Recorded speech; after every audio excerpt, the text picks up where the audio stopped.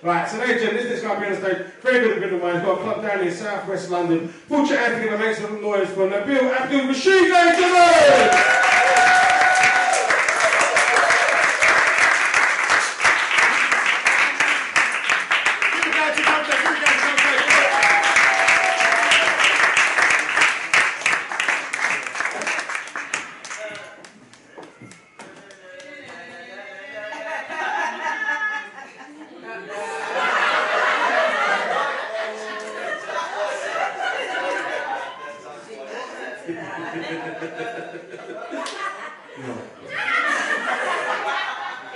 Normal people. You alright?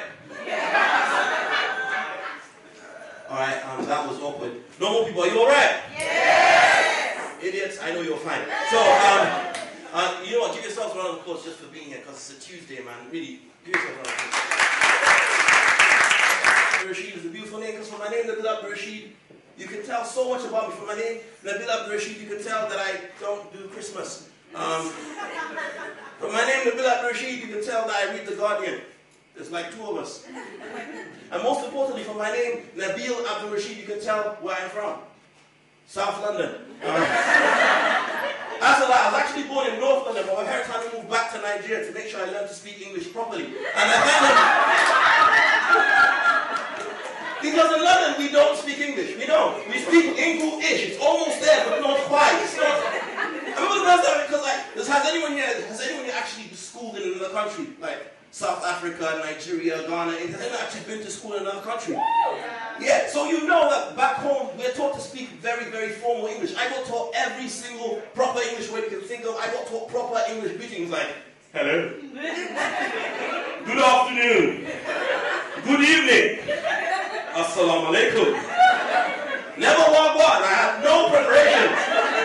But the first time I turned up, I went to see some of the Brits, the guy was like, yo, what? Eh? Wow, what? What is guan? I don't know. Can I help you? I remember I was hungry. I went up to this guy. I asked him whether I could go somewhere I could buy some food. Guy sent me to a drug dealer, man. Sent me to this crackhead. I'm like, could I have some food? I want the food. No, can't have the food. No, Lord, it's my bread and banana bread. Nobody likes food. It was weird. I remember things. I'm walking down, people would say stuff. It's English, but it's not English, because people would say stuff to you. People would say stuff that doesn't make sense. I walk it up and the guy comes to me like, hey, yo, blood, have you got the time? I'm like, yes, for safe. Safe? Was I in danger before? Were you really going to kill me if I didn't have the time? What do you mean safe? Was there something going on I didn't know? Is this the Truman Show? Am I being watched? But it goes even deeper. Like, we got taught things like titles. Like, Sir, Madam, Mr., Mrs., never blood. In South London, blood is a title. But I'll tell you what's even more like, you know, we got taught, like, mathematics was a very core subject in Nigeria, because in Nigeria, everybody wants to be a doctor, a lawyer, an engineer, or all three. So, like, we did maths, and one of my favorite subjects was maths, because, like, you know, maths is absolute. There's no guessing. Like, 2 2s are 4. 2 times 2 is 4. 2 raised to the power of 2 is 4. 2 plus 2 is 4. Not in South London. In South London, 2 2s is a measurement of time. I remember I used to do youth work. I came, I was like, Tyrone, why weren't you here? Hey, oh, boss, I came here. Then 2 2s, I got 4, so I had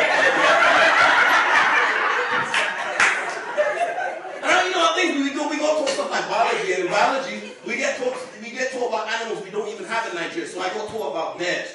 Now I got taught that a bear was a big furry animal. Not in South London. In South London, bear is any number above 5. Because I remember the same Tyrone got beaten up. Like, what happened to your face? Looks like a pizza. I got beat up, innit? I was like, how many guys beat you? I seen 1 man, 2 man. Blood, there was bear man there. You know, we have a saying in Nigeria that English people cannot speak English, and this is true. Because, like, my father studied medicine in Russia, right? My father lived in Russia for 20 years, and he met his first wife because he had two, pimping, but not at the same time. One of them died first. Not as a result of pimp. Oh boy, I wish it was. I'm like, yo, my dad be killing these hoes, yo.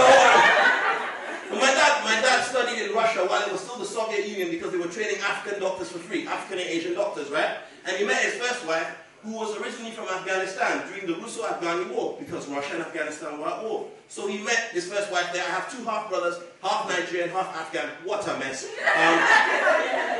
And he met his first wife there, and you know, her father was the High Commissioner of Afghanistan to Russia. So they wanted to kill him. So he moved.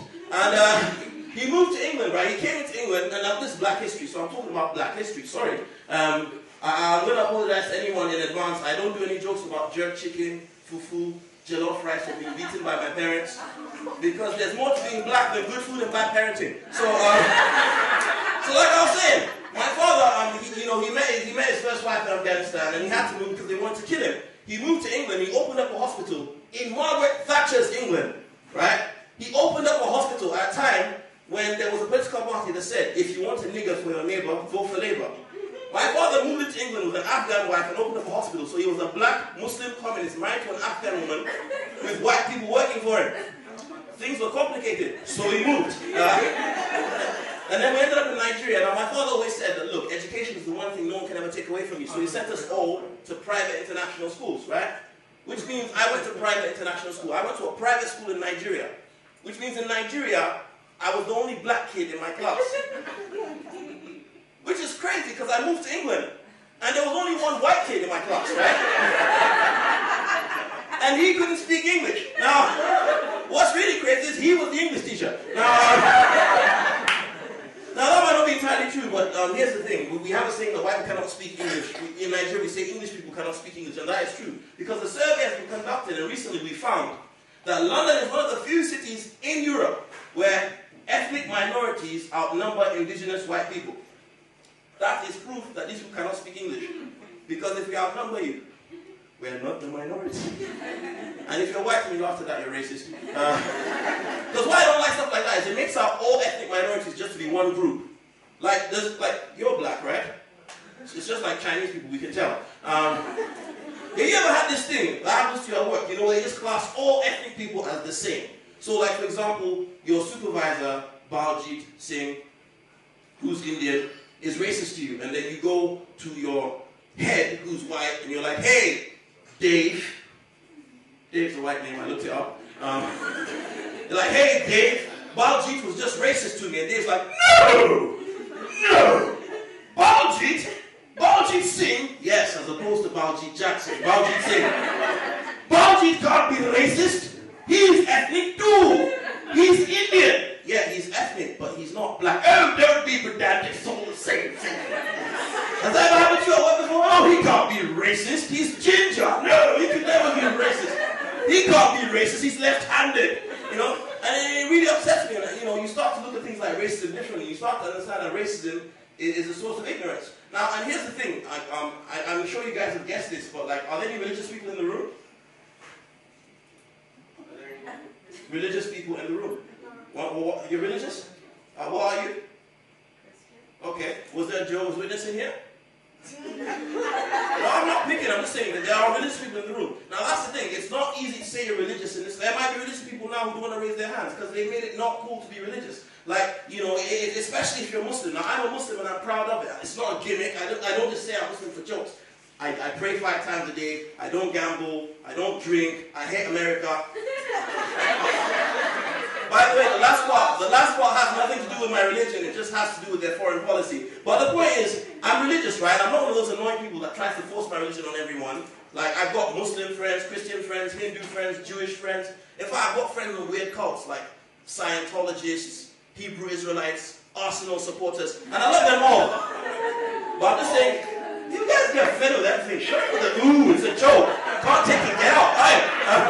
No, it's just ooh, he made fun of Arsenal. Someone was on here calling, what did she call the Jehovah's Witness person? No one said ooh then, but I don't do a joke about Arsenal. It was like, ooh, don't talk about Arsenal, bro. No, Man United is to come as well. So, the other thing, yeah, I got sidetracked. A lot of people are different religions for different reasons. Some people are Christian because they like to sing and dance. Some people are Muslim because they're angry. And some people are Jewish because of the huge discounts on Palestinian land. But the thing is, I'm Muslim because I like what Islam teaches, right? Because Islam teaches you, the Quran teaches you that you should never be extreme. Yeah, I know.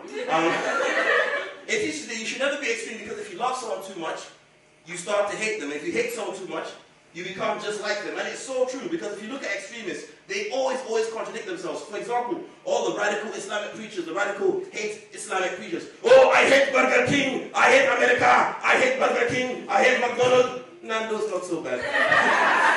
Those guys are all on benefits. They're being fed by the same governments they hate. And then on the other side, you've got the EDL, we can't spell. Those guys, right? They spend all their time chasing brown people, beating up brown people, being beaten up by brown people, being chased by brown people, fighting brown people to keep England English. And when they're not doing that, they recharge with curry. Now, I'm sorry. But it's just ridiculous, right? They say they don't like radical Islam. They don't hate all Muslims, just radical Islam. So what do they do about radical Islam? They try to blow up mosques. Because that has been known to make Muslims much calmer. But you know what? What's really funny is I'm from Croydon, and we had EDL come down to demonstrate outside Croydon. They demonstrated outside the Home Office on a Saturday. Now, the Home Office is only open from Monday to Friday. So they were asking, who are you? I'm like, you should really be asking them where they are. And it just made me feel sorry for them. Like, okay, let me study my enemy. Let me find out what's wrong with them. What is wrong with them? And I'll tell you what's wrong with the EDL. Apart from the many things that are wrong with them, like saying you hate burqas and then turning up in balaclavas, apart from that, like saying you want to liberate women when 75% of the people you attack are women, no, that's not the only problem. My problem with the EDL is they pick on the two worst religions to pick on. They'd be a lot more successful if they picked on other religions, but they pick on Muslims and Sikhs. Now, I'm sorry, but you have to be really dumb to pick on these two religions, because first of all, why the hell, how do you even threaten a Muslim? We're not afraid of dying. You know, when you're threatening me, you don't really have a lot of options. You know, and lastly, Muslims don't. One moment. Yeah, I know. Yeah, and you're making me look really unprofessional right now, dude. I'm on stage. Yeah, it's a lot more possible than it is right now, man. Yeah. I'm only doing this because it eats into my time and I still get paid.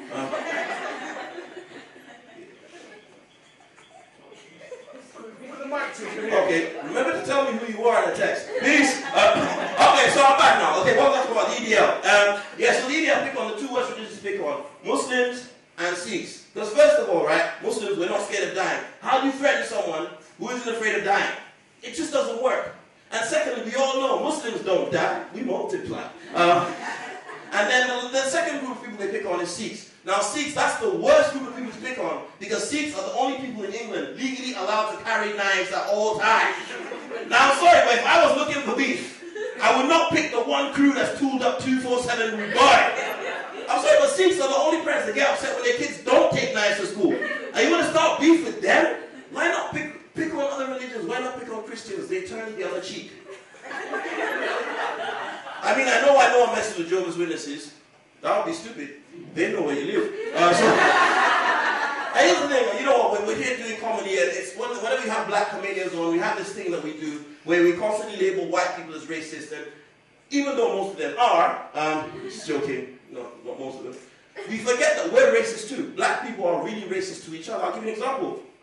Growing up, I only thought there were two types of people on earth. Nigerians and others. And then, you know, I found out, you know, that there were more of you. And, you know, not so long ago, I'm married now, I've been married for 2 years. Don't ask me why I'm not wearing my ring. I've been married for 2 years, but before I got married to my current wife, I was engaged to this girl who was Jamaican. Now, for those of you who don't know, this is really a big thing, you know, at least it was back then. Now we're more united because of the Azonto. But, you know, people are like, oh, it's become cool to be African. No, it was always cool to be African. We just got up. But, yeah, because the Azonto were united and everything. But before the Azonto, you know, I was engaged to a Jamaican girl. Now, for those of you who don't know, Jamaicans are just like the spices at Nando's. I'm sorry, but that's it. Jamaicans are like the spices at Nando's. You've got like Jamaican, very Jamaican, Jamaican handled with care, Brixton, Jamaican, aka Jamaican. And at the top of the list you have Yardie. Now, this girl's dad was a Yardie. And he didn't like me one bit. His name was Gunsmoke. Now, I tell you how he got that name, but that story itself takes an hour. And this guy was the scariest guy I ever met in my life. And he was one of those, he hated everything. He did everything he didn't like, he thought was gay. Absolutely everything, including me, even though I was engaged to his daughter. I don't understand how that works, but it made sense to him. And he always spoke that language, the Jamaican. Well, Jamaicans, what's your language called? Patois? Patois? That's what I said. Patois. And I was saying, he must be that infernal patois thing that these Jamaican people speak. And that's what I said. Patois. Well, it must be like, I tried to make friends with this guy. I bought him a football jersey for his birthday. Even with his name on the back, Gunsmoke, I gave it to him. I was like, there you go, father. Happy birthday, Gunsmoke, football jersey. Now, you think that most guys, knowing how expensive those infernal, stupid jerseys are, you think he'd appreciate it and be happy. No, he wasn't. You know what this guy said to me? No, I'm not Jamaican, I don't speak patois or anything. But if I remember correctly, his reaction was, youth, my youth. Yeah, I take Batman for Batty Boy. Yeah, I take us for Batty Boy, listen. I'm like, but how? What? Me don't play football, my what? Me don't play football. I'm like, but what? Football a Batty Boy sport, you know. Football is a gay sport. Football is a homosexual sodomite sport. Me don't play football. I'm like, how the hell did you come to the conclusion that football is? You say, hold on.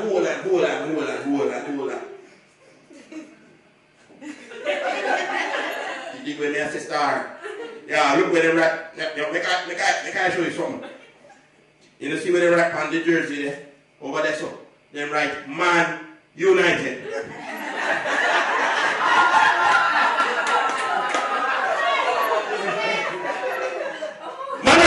Never United of Bedford. Not bring that thing there to Rastafari. Bombo. I'm like, okay, why didn't you come for a dinner party? You don't invite me, rude boy. You don't invite me to the blood clot dinner party.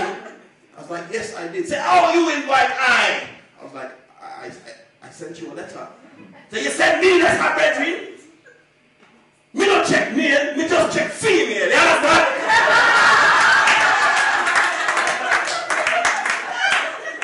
And when me drive, automatically on me drive. Me don't deal with manual. Me don't play with them stick things there. You understand? Me rather remain unemployed than become a manager. I don't even have manners, you know, sir. And you know, he was always burning things. He was so angry, he was always burning. Yo, them boy, they forget bun. Them girl, they forget bun. The spirit that's up on the tree, that's what forget bun. Every blood clot, but if you get bun, fire, bun. But he had so many things he wanted to burn. Now he made a list of these things and put them on his fridge. It was his list of things to get bun. Number 1, Batty Boy. Number 2, Chichi Man. Now, I'm not Jamaican, but I swear that's the same thing. Number 3, Informer. Why would anybody want to kill farmers? I don't understand. And he had the last one he had there, I didn't understand at all. It was like, bad mind. How the hell do you burn a mind? That's some deep philosophical stuff. And he was one of those guys that had all those crazy conspiracy theories. You know some people have the conspiracy theories? The people who think, oh, this didn't happen that way, this person was black, those guys.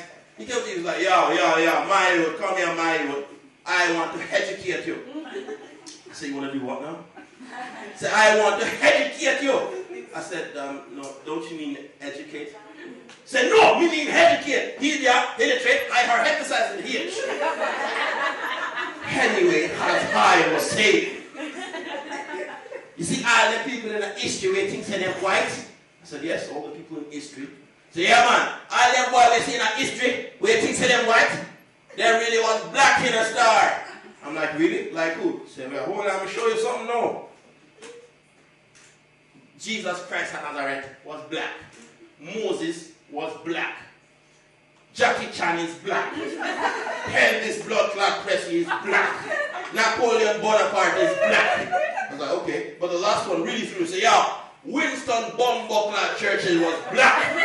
I was like, how the hell was Winston Churchill black? So when last see a white man here, Winston my youth. Winston at your near you know, another thing is, I talked about my faith earlier, and you know, I believe in prayer. Who here believes in prayer? Not even the Christian. Like, you go to church, like, that's not going to work for him. No, because the thing is, like, for us, we have this Quran that says, like, you know, you should be careful what you wish for. Well, I just say you should be careful what you wish for. It says it may be that what you desire isn't good for you. And what's good for you is that thing you don't desire. I found this out the hard way because I wanted to be on television because I wanted to get recognized. So I prayed to God and He answered my prayers with a yes. But the problem is I forgot to specify what channel I wanted to be on. So I ended up on a channel called Channel AKA. Now, for those of you who don't know, Channel AKA is a channel that shows rap music 24 hours a day. So I was getting recognized, but not by the kind of people you want to recognize you. Because I'm walking down the street, minding my own business, and then I would hear, "Hey, yo, blood!"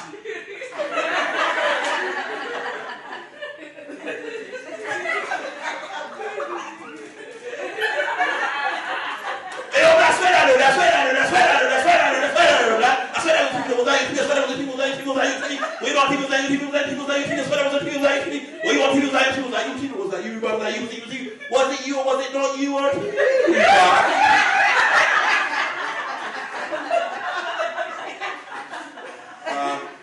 Yes, it was. Said, bro,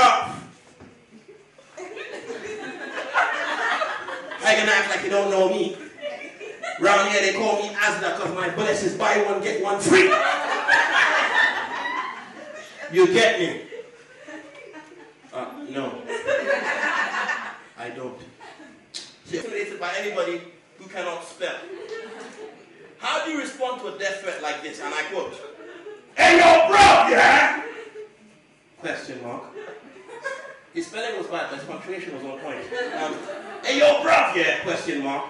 You think you do jokes about the man then, yeah? Swear down, we're gonna kill you. Now here's where it gets a bit complicated. I don't like to swear on stage, but he wanted to call me a bad word. However, he omitted the K and the A. So the last word spelled like this. This was the threat. Swear down, we're gonna kill you. You're a D-I-C-H-E-D. He called me a dish. Now, I've been called many things before in my life, but there's no comeback for dish. Because dish is not English. Dish is French. And the thought of French gangs in London terrifies me. This guy transcended linguistic barriers. I'm not ready for French gangs. I mean, imagine walking down the street in the Murder Mile in Hackney, or Brixton, or Peckham somewhere, only to hear, "Hey! Hey, monsieur, qu'est-ce que tu fais là, hein? Qu'est-ce que tu fais là, monsieur? Hey, monsieur, qu'est-ce que tu fais là, hein? Méfie-toi, monsieur, méfie-toi, méfie-toi, monsieur. Méfie-toi, hein? Méfie-toi. Idiot. Bouffon. Imbécile. Ça, je vais les voir. Ça peut le. Dicht, vive le France. Silence! Arrête. French guys would be the worst because they will kick down your door, rob you blind, and then start complaining about the food. Like, I don't know, this calories, it did too much, has too much, how do you say in English, turmeric, and how do you say in English, Everybody knows how French people fall in some sort of orgasmic trance when they can't say a word properly. When they can't say a word properly in English. Like, you watch a football player, why did you miss the goal? Well, I don't know, the problem is that why was falling on my player, and the coach is, how do you say, pourquoi mon Dieu, pourquoi ça, this way is so difficult, but I'm not taking my place, the coach is, dish, the sacre of your before I go, those jokes weren't racist, but these next few are. I'm glad you like it. You will in a few minutes, though. Basically, it's this, right? A long time ago, a friend of mine and I prank called the BNP. We tried to join. We were not very successful. Probably because I pretended to be Pakistani. Hello, I want to join the BNP. Yeah, hello? Hello? I want to join BNP. Yeah, British Nationalist Bank Road. I want to join. And the guy hung up on me. By the way, that's not racist. My wife's Pakistani. No, she is. Anyway, so like, yeah, they hung up on me and they told me to call back when I could speak English. So we did what most normal people would do, and we put the video on YouTube, and it went viral. And we've had hundreds and hundreds and hundreds of comments since the day, because it was before an election. And a lot of them were really supportive, from left-wing people, from black people, Asian people, and whatnot. And a lot of them were quite racist. From DNP members, which really shocked me, because I never thought they could type. And one of my favorite comments on this video, was, "Watch out, you knick-knock!" Guy called me a knick-knock. Like, who even uses that word anymore? That guy needs to upgrade his racism or something. I said there's like an app for it on iPhone or something.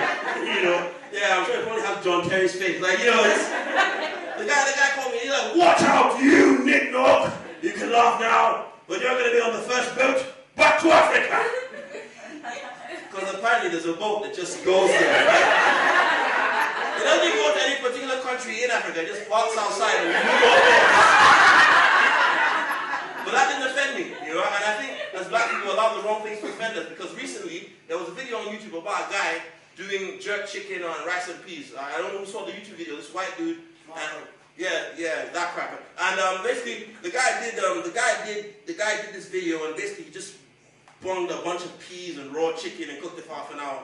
And black people got so offended. They got so offended that they bombarded this guy with complaints, and the video got taken down. But it's funny because, I mean, it's beautiful that we had that victory, but it's funny we got offended over rice and chicken.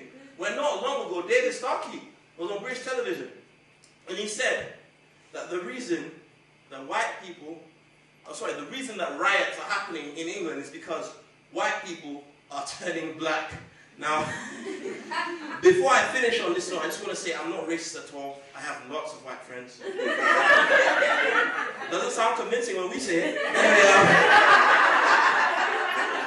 But seriously, I've got no problem with white people. I've got lots of white friends. In fact, during the winter, I play with the snow. You know, I've got no problems with whites. But, you know, we had a point. White people are becoming black because a lot of things in white culture are originally black. And I'm not just talking about Jesus. I mean, he was. And, you know, I'm not talking about that. I mean other things. Like, for example, black people invented rock and roll. White people took it and gave us Elvis Presley. Not bad. Black people invented rap. White people took it, gave us Eminem. Perfectly fine. But where they crossed the line was when black people gave the world voodoo and they gave us Harry Potter. Now, I'm sorry. But at this point, I'm starting to get offended. Then they took it way too far, because we gave the world Michael Jackson. They gave us back Wacko Jacko. Now, I'm sorry, but it's fine, because, you know, the way the world works, we moved on and we learned from them, because they gave us Pirates of the Caribbean. We gave them Somalia. My name is Nabil Abdul Rashid, and have a good night.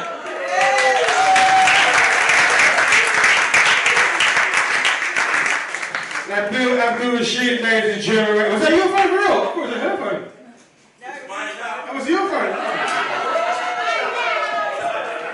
I see the phone. Alright, ladies and gentlemen, like I said, we're going to have a short break now to get some drink. Please give generously into this little tin here for all the helpers of the organisation throughout the whole month. Yeah? See you guys in about 10-15 minutes. Give a round of applause for both tracks. Thank you, Gar, and the Nabil Abdul Rashid. Thank you.